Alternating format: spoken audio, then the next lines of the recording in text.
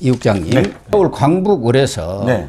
정말 기울어진 운동장으로 경선을 치러가지고 전략 경선이라고 해서 네.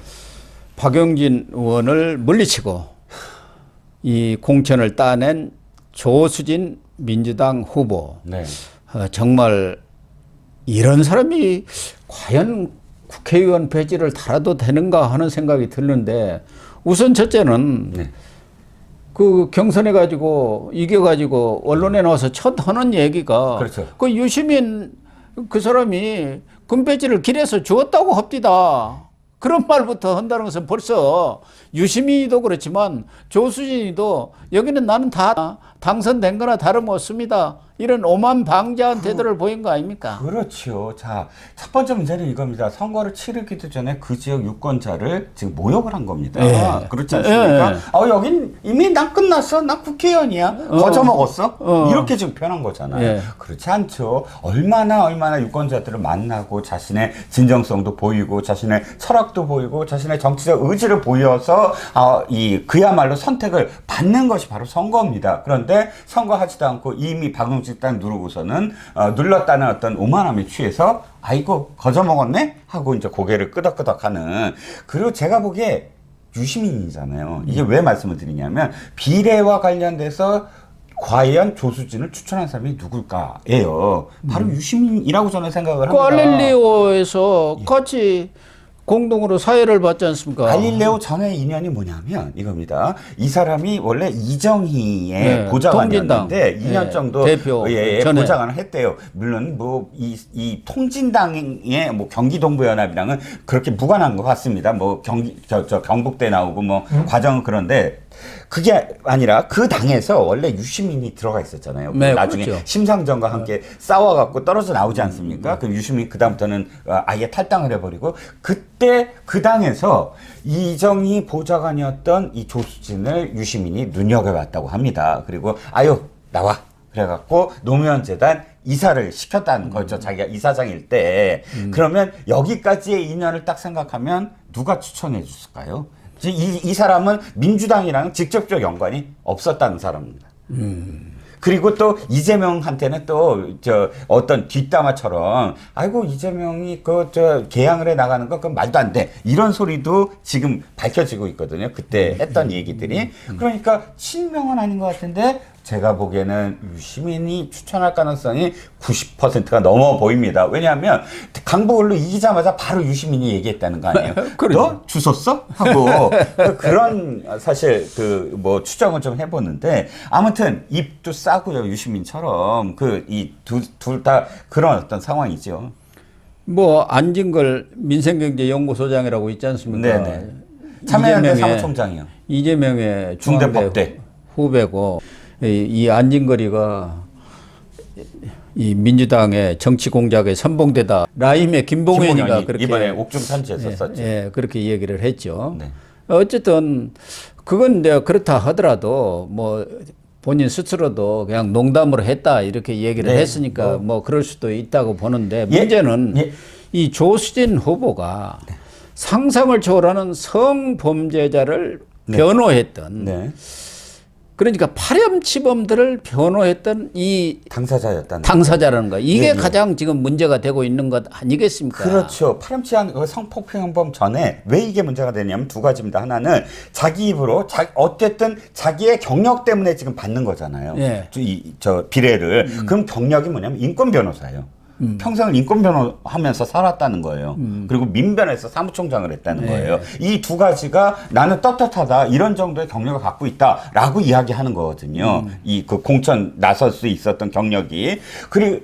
그런데 지금 성폭행범 가해범들을 지금 하나하나 쭉 보면 완전히 여성들의 인권을 짓밟고 성적으로 착취한 사람들만 골라서 거의 지금 변호를 맡았다는 거예요. 어떻게 여성이 여성들의 인권을 보호하는 그런 변론을 했다고 하면 정말 박수를 칠 만한데 그렇습니다. 여성의 인간성이라든가 인권을 완전히 짓밟은 그런 성폭행범들, 성희롱범들 이런 사람들을 아주 전문적으로 변호를 했다는 거 그게 도대체 있을 수가 있는 아니, 얘기냐? 예, 지금 같은 여성으로서요. 그렇습니다. 매일 매 시간마다 지금 단독 기사가 터져 나오고 있어요. 왜냐하면 이제 서로 언론사끼리 경쟁을 하면서 판결문들을 뒤지고 있습니다. 예. 조수진 변호사가 지금 변호를 맡았던 사건들을 다 뒤지고 있는데 참 입에 담을 수 없는 사건들만 골라서 있습니다.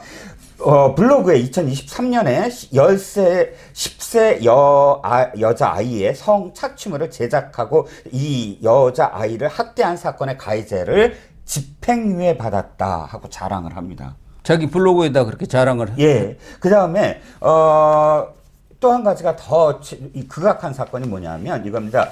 체육관 관장인데요. 4학년 여자아이를 성폭행했습니다. 그런데 성병까지 감염시켰어요. 이게 이제 이 여자아이가 3년 동안 속으로만 끓다가 엄마 아빠한테 얘기해서 이제 재판이 벌어집니다.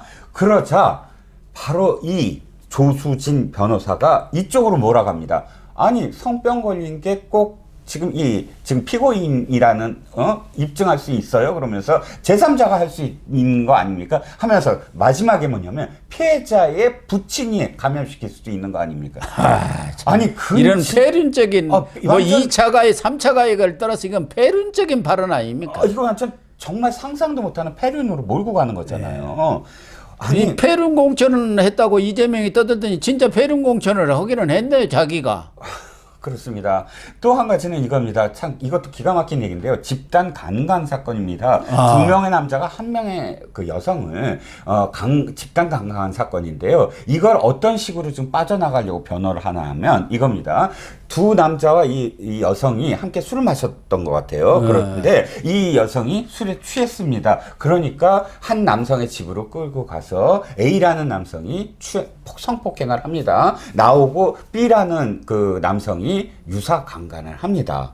그런데 이제 재판의 과정이 있잖아요. 재판 과정에서 어떻게 몰아가냐면 A라는 사람 입장에서는 아이고 내가 강간한 건 맞습니다. 근데 내가 너무 지금 뭐 토가 나올 것 같아서 나왔어요. 그러니까 B가 들어갔습니다. B 들어가서 뭐 했는지 난 모릅니다. 이렇게 얘기하고 B는 아이고 성욕이 생겨서 방에 들어갔는데 A가 거기 있는지 난 몰랐다. 그러니까 무슨 얘기냐면 각각 유사강간이나 강간은 했지만 둘이 한꺼번에 모의해서 집단으로 하지 않았다. 이런 식으로 해서 또 형량을 감하는 쪽으로 변론을 합니다. 물론 뭐 변호인이기 때문에 살인범도 변론을 하고 뭐 할 수는 있습니다만은 여성으로서 이렇게 여성들의 인권을 짓밟고 성폭력까지 하는 사람들을 변론을 하고 폐륜적인 발언도 서슴지 않는 이런 사람들이 정말 나쁜 게 하나 더 있습니다. 뭐냐면 그 블로그에 또 이렇게 얘기를 해요. 성폭행 가해자들이 빠져나가는 방법. 강간 통념을 이용해라. 이겁니다. 실제로 자기가 그렇게 해서 지금 성공한 사례까지 얘기합니다. 어떤 거냐면 2018년 여고생을 추행한 강사를 변호하면서 피해자가 한 달 후에 이것을 문제시 삼았다는 것으로 몰아가서 피해자답지 않다. 피해자다움 있지 않습니까? 그러니까 이게 강간이 아니다. 바로 뭐 고소를 했으면은 뭐 강간이라고 할 수 있는데 한 달 후에 했으니까 네. 아니다라는 식으로 피해자답지 않다라는 식으로 몰아갑니다. 그러니까 여성단체가 더 이상 참을 수가 없다 해갖고 여성단체가 들고 일어납니다. 피해자다움이 가장 극악한 가해자의 그런 그 2차 가해다. 왜냐하면 피해자다움이 뭐냐. 당장 뭐 어떻게 해야 되는 것처럼 해서 피해자를 마치 가해자처럼 바꿔버리는.